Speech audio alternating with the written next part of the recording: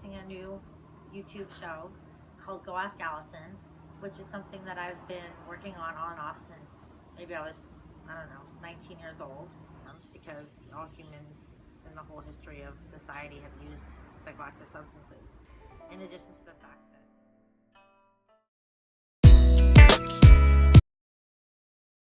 well, now it's legal in California to possess up to an ounce of marijuana, 8 grams of concentrated marijuana, grow 6 plants.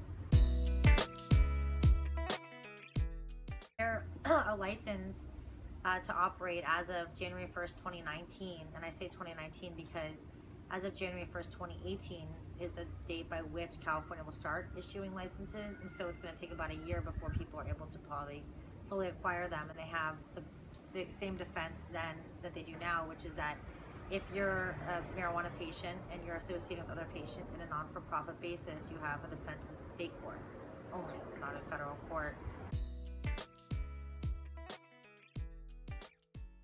Well, basically you are illegal under the zoning law if you don't have a license right now.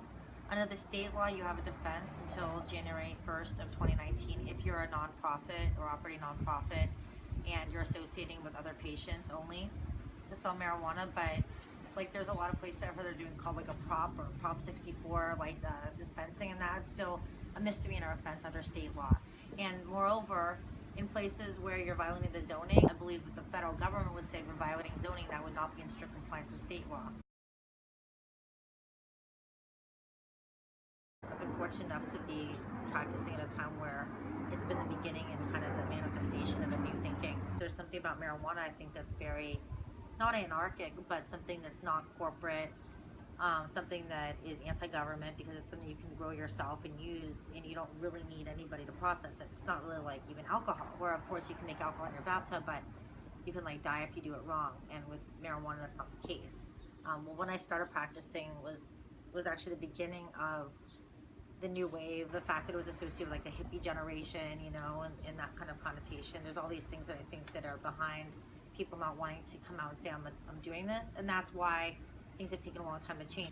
From 1960 through like 2002 around was kind of part of this draconian era that saw many people being imprisoned for drugs. In 2004, the sales of medical marijuana became legal, but I spent like 10 years fighting DAs on that interpretation. I'm saying that you couldn't sell marijuana unless you, quote, like put your fingers in the dirt. They had this theory that you had to actually like be cultivating, not just purchasing marijuana at a store. So I spent a long time kind of fighting DAs on interpretation of the law, but fortunately usually succeeding, but having to have really like crazy dog fights.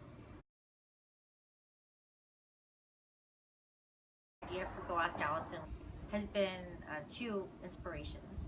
The first inspiration is the classic book Go Ask Alice by Anonymous, which is this very lurid tale, but like somehow exciting to me as a youth, of like drugs in like the big cities.